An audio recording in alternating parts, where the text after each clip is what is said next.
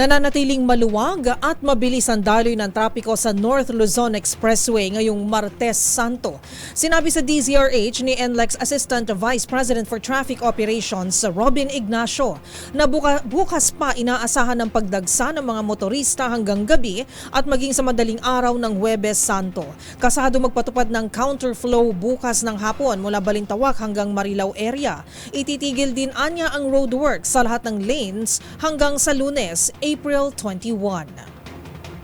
Opo ma'am, dahil po sa experience natin ng taon-taon na yun na po dagsa ng ating mga kababayang bumabiyahe, lalong-lalo na po yung panorte during Holy Wednesday po ng hapon hanggang Holy Thursday po ng hapon. So kami po ay agad-agad na ma-implement na po ng counterflow. Bukas po ng hapon, siguro mga alas 2 po ito, ire-ready na po namin yung counterflow mula po dito sa Balintawak. Tuloy-tuloy po hanggang Marilao area.